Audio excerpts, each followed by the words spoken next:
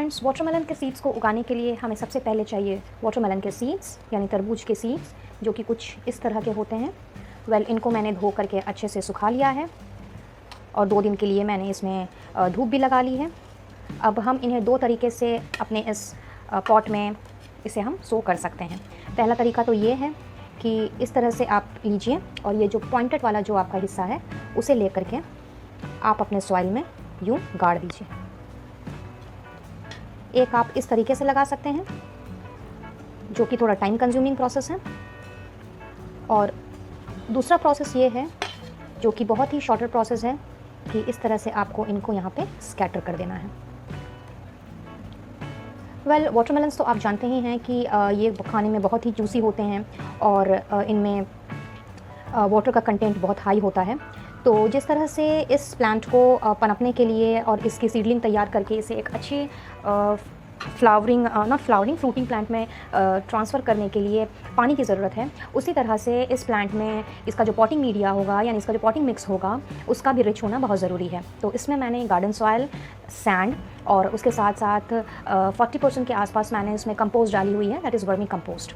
तो इन सब से मिला करके मैंने इसको तैयार किया हुआ है। और इसमें आपको और एक बात का ध्यान रखना है कि इसकी जो सॉयल है वो वेल ड्रेन्ड होनी चाहिए। And for the first 6 months आप इस सीडलिंग्स को किसी दूसरी जगह पे चाहे तो बड़े पॉट में या फिर ग्राउंड में शिफ्ट नहीं कर सकेंगे। तो इसीलिए आपको 6 महीने तक तो मिनिमम इस प्लांट को इसी में रहने देना है। सो कोशिश कीजिएगा कि आपका जो पॉटिंग मिक्स हो वो थोड़ा सा रिच हो, ताकि इस पॉट में ये अच्छे से बढ़ सके। और उसके बाद जब आप इसे शिफ्ट करें with some more organic compost, I mean rich organic compost, तो फिर वो आपको और भी अच्छे से उसमें फ्रूट्स देना स्टार्ट कर दें।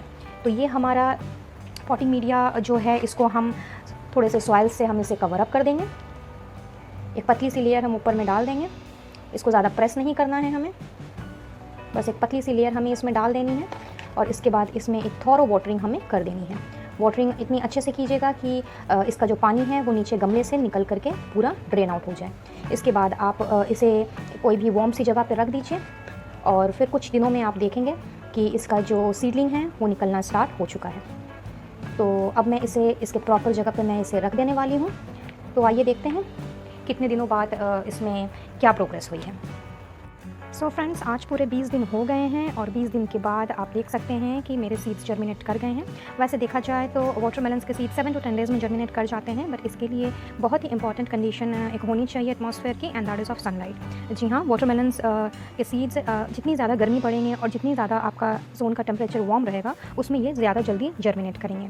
और मेरे इन सीड्स के जर्मिनेशन का रेट जो है वो काफ़ी स्लो हुआ है। द रीज़न बीइंग कि हमारे यहाँ कुछ दिनों से बारिश हो रही है कैलकाटा में, एंड बीच बीच में वेदर इस तरह से चेंज हो जा रहा है कि बिल्कुल भी धूप नहीं मिल रही है। तो अभी चूँकि वेदर थोड़ा बहुत ठीक ठाक है, एंड आफ्टर 10 to 12 डेज़ मैंने नोटिस किया कि जब से इस प्लांट में जब से इन सीड्स में धूप पड़ने लगी, तब से इनकी ग्रोथ बहुत ही विगरसली हुई है।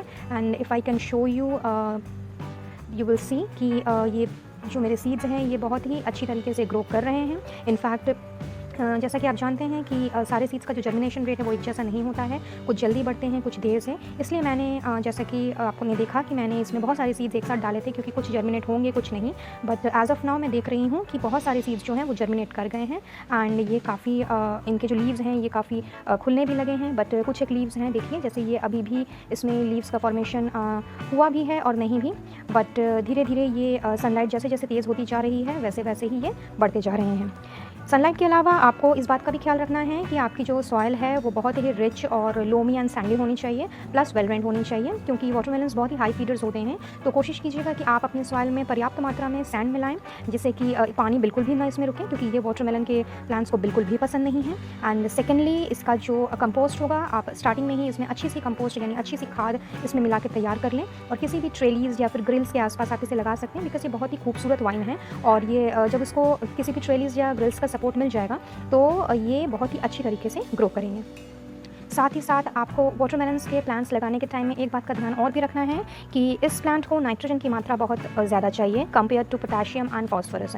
तो आपकी सॉइल में जितनी ज़्यादा नाइट्रोजन की मात्रा रहेगी, उतना ज़्यादा अच्छी तरह से आपका जो प्लांट है वो बढ़ेगा। सो इसीलिए आपको ऐसा फर्टिलाइज़र यूज़ करना है जिसमें नाइट्रोजन की मात्रा फॉस्फोरस और पोटाशियम से ज़्यादा हो।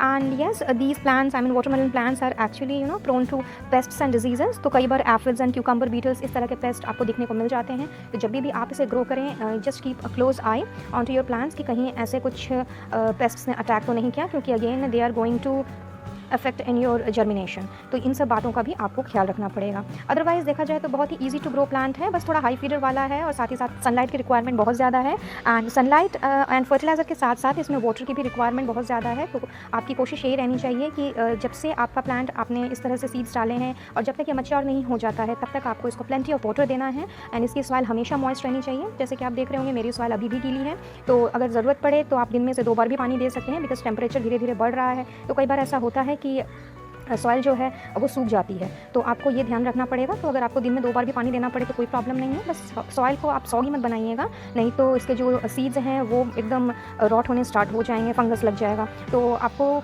इसके सॉइल को बिल्कुल मॉइस्ट रखना है जब तक इसमें फ्रूट्स बेयर नहीं होने लग जाएँ। और जैसा कि मैंने आपको पहले बता ही दिया है कि इसको अभी ट्रांसप्लांटेशन की ज़रूरत नहीं है। तो चूँकि मैंने तो इसे बहुत ही छोटे पॉट में ग्रो किया है, तो ये जब थोड़ा सा 4-5 इंच से थोड़ा बड़ा हो जाएगा तो मैं इसको बहुत जल्दी ही मैं इसकी ट्रांसप्लांटेशन करूँगी और उसकी अपडेटेड वीडियो भी आप लोगों के साथ ज़रूर शेयर करूँगी। बट एज़ ऑफ नाउ मैं इसे इसी पॉट में रहने दूँगी ताकि बाकी के सीड्स भी अच्छी तरह से जर्मिनेट हो जाएँ एंड फिर मैं चूज़ कर सकूँ कि मुझे कितने हेल्दी प्लांट्स मिल रहे हैं और उन हेल्दी प्लांट्स में से मुझे किसे दूसरे पॉट में यानी बड़े पॉट में इसे शिफ्ट करना है।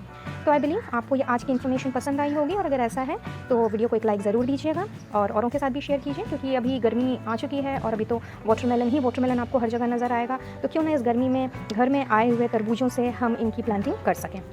आज के लिए बस इतना ही। वीडियो से रिलेटेड कोई सवाल हो तो कमेंट बॉक्स में करके पूछ सकते हैं, मुझे व्हाट्सएप भी कर सकते हैं। और अगर पहली बार आ रहे हो मेरे चैनल में तो सब्सक्राइब किए बिना जाए नहीं। सब्सक्राइब करने के साथ साथ पास में दिख रहे बेल आइकन को भी ज़रूर से प्रेस करें ताकि आने वाली वीडियोज़ की नोटिफिकेशंस एंड अपडेट्स आपको बराबर रूप से मिलती रहे। तो लूँगी अब आपसे अलविदा और मिलूंगी बहुत जल्द अपने नेक्स्ट वीडियो में किसी और इन्फॉर्मेशन को लिए। तब तक के लिए wish you all a very happy gardening and good day to all of you. Bye bye.